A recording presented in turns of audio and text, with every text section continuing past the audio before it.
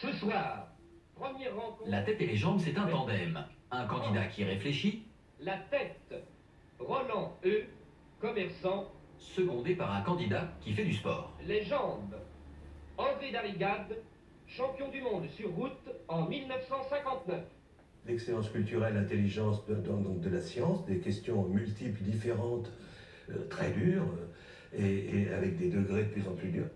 Ici, qui est l'inventeur du rayon X? Docteur Vassal, dites-nous quel savant allemand fit cette extraordinaire découverte. Wilhelm Röntgen, dans la nuit mémorable, c'est le cas on peut le dire, du 8 novembre 1895. Pierre Bellemare en est soufflé. Ah mais c'est tout à fait juste, dans mes autres paniers, vous venez de me dire, c'est tout à fait exact. Et puis quand le gars ne pouvait pas répondre, il y avait un temps donné au rattrapage, et le rattrapage, il avait un poids énorme sur le dos. Si Louis n'est pas monté dans le virage, il ne prend pas de risque. Attention, voici les 20 derniers mètres. Stop! Et je trouve que c'est un concept formidable. À un moment donné, il y avait une mauvaise idée d'ailleurs, qui était de faire la tête contre les jambes, qui n'était pas bon du tout. Parce que ça, c'était une sorte de conflit à l'antenne, et bon, et très vite, on s'est rendu compte que ce n'était pas ce qu'il fallait faire, et à ce moment-là, on a fait la tête et les jambes, c'est-à-dire, si le candidat tête chute, les jambes viennent à son secours. Et c'est beaucoup plus sympathique d'avoir quelqu'un qui rattrape que quelqu'un qui essaye de faire échouer l'autre, c'est totalement évident. Et il y a dans la tête et les jambes un candidat qui n'aura nul besoin d'être rattrapé, un candidat hors norme, entré dans la légende. Je vous présente Monsieur Prosper Azoulay, qui est docteur en médecine générale. Monsieur Azoulay, le candidat incollable. Pierre Bellemare se souvient encore de ce joueur exceptionnel. Dernière chose, s'il vous plaît, revenez, je vous en prie, vous irez. Eh bien, la scène que nous venons d'entendre se trouve à Hebron. Eh bien, c'est parfaitement juste, monsieur, c'est exact. Non mais c'est extraordinaire, moi quand je vois ça, je me dis, la dégradation est gigantesque. Non, c'est vrai. Si on faisait le même jeu, on aurait beaucoup de mal à trouver des candidats aujourd'hui. Même à des questions très pointues sur la Bible, Prosper Azoulay apporte toutes les réponses. Premièrement, quel est le personnage qui vient de conclure cette affaire? Écoutez bien, Monsieur Azoulay va même répondre moitié en français, moitié en hébreu. Cette scène d'importance capitale. Le personnage, c'est Ephron, le Hittite. C'est Abraham, Oui. Abraham qui converse avec Ephron pour lui acheter la caverne double de Macpéla, pour y enterrer sa femme, Sarah. Il est toujours en train d'hésiter entre les hébreux.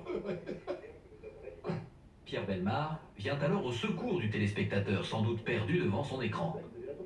Je vous demanderai d'employer les termes que nous avons l'habitude d'employer nous pour désigner ces personnages. Vous avez parfaitement raison. Vous faites le petit mécanisme régulièrement. Donc c'est tout à fait juste. Effectivement, c'est Abraham qui vient demander une sépulture pour Sarah, sa femme, qui est morte. Ça, c'est vraiment une personnalité. D'abord, il a sa personnalité très forte. Il est sympathique, il est là, assez âgé, mais il connaît tout. Pour le connaître, c'est quasiment totalement impossible. Et voilà, ça, c'est le genre de client que nous cherchions. Voilà. Le docteur Azoulay va carrément devenir un héros national. Les passants le reconnaissent dans la rue.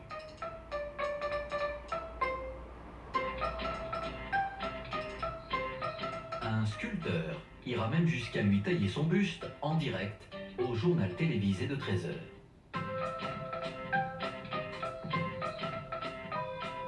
À l'époque, un candidat qui tenait 5 semaines à la télévision, prenons cet exemple, faisait la une des journaux dès la 4e semaine, et évidemment, le gros titre de la première page dans les journaux, que ce soit en province ou à Paris, la dernière semaine, s'il avait gagné en plus, bon, extraordinaire. Donc ces gens étaient devenus en 5 semaines, des personnalités dont tout le monde parlait. Jean Baer avait gagné. La fanfare de son école, l'école des langues orientales, saluait sa victoire. Les candidats prodiges, le téléspectateur adore ça. Ça tombe bien. Ils vont bientôt pousser comme des champignons. Dans les années 60, tout est bon pour briller à la télévision. Même le cinéma. Monsieur Cinéma, émission culte s'il en est, aux commandes, Pierre Tchernia. Bonsoir, voici que commence à une heure un peu inhabituelle. Pierre Tchernia et sa célèbre réplique. Blasi, vous le savez, et le film situé à bord d'un sous-marin Barrage contre Pacifique. Hélas, non. Chez Agnès Esposito. Hélas, non. J'ai fait une terre. Hélas, non. Là encore, il s'agit d'un jeu, et là encore, les candidats ont été triés sur le volet. Voici le plus incroyable de tous, Monsieur Blasi. Oui, eh bien je vous écoute. Le film d'Yves Robert d'après Jules Romain. Les copains. Oui. Le film de François Truffaut d'après William Irish avec Jacques Moreau. La mariée était en noir. C'est cela. Le film de Molinaro d'après une pièce de Claude Magny avec Louis de Funès. Oscar. Oui.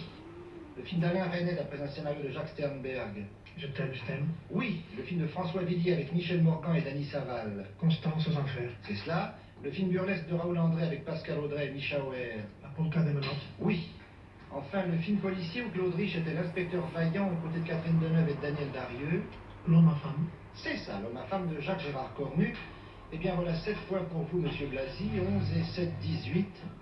À l'image du docteur Azoulay, Claude Blasi sera le champion de Monsieur Cinéma, vainqueur 10 semaines consécutives en 1969. Il aura lui aussi les honneurs du journal télévisé, mais il va surtout devenir l'ami des stars. Le voici en grande conversation avec l'un de ses réalisateurs préférés, François Truffaut. Citez-moi des films que vous avez vus au moins 5 fois ou... je sais pas, moi j'ai vu par exemple Hitchcock. Le voici encore encensé par Paul Meurice. Incroyable. Je dois vous dire une chose, monsieur, que j'ai pour vous une très profonde admiration parce que vous connaissez beaucoup mieux ce métier que nous-mêmes. Des candidats et des stars. Pierre Tchernia a trouvé pour divertir le téléspectateur le cocktail idéal. On voyait des stars de cinéma qui devenaient presque accessibles puisqu'elles rentraient chez vous, elles rentraient dans la salle à manger, elles rentraient. Et donc tout ça faisait que la mayonnaise prenait. Si les stars se bousculent dans Monsieur Cinéma, c'est parce que Pierre Tchernia est leur ami. Je crois que Tchernia était ami avec tous les acteurs. Il aimait cet univers, il aimait ce métier, et il était lui-même un acteur, enfin, un réalisateur, un acteur, un producteur. Quand on aime le cinéma, on aime Bourvil. Ah oui, c'est gentil. Et puis à une époque, quand on aimait le musical, on aimait Bourvil, mais malheureusement, on ne voit plus souvent le musical. Je fais pas de partout. Pierre Tchernia comptait même parmi ses copains l'invité parfait. Monsieur Serrault, ravi de vous avoir rencontré. Michel Serrault. C'était pour moi. Ça s'est bien passé. Ça, c'est très bien, ça. Ça se passe toujours bien. Ça se passe toujours très bien, car les comédiens sont toujours si sympathiques. On boit quelque chose. Oui, on va boire un petit peu. Mais d'abord, on dit au revoir à Monsieur Piton, très poliment. Monsieur Piton. Au revoir à Monsieur Othal. Bon, maintenant, on dit au revoir aux téléspectateurs. Mesdames, mesdemoiselles, messieurs, Voilà. bonsoir. Serrault, on le retrouve dans tous ses films, hein, Serrault. Serrault a fait cette histoire du type qui ne veut pas mourir. Le viager, il est génial. C'est ainsi que s'achève Monsieur Cinéma. À lundi prochain.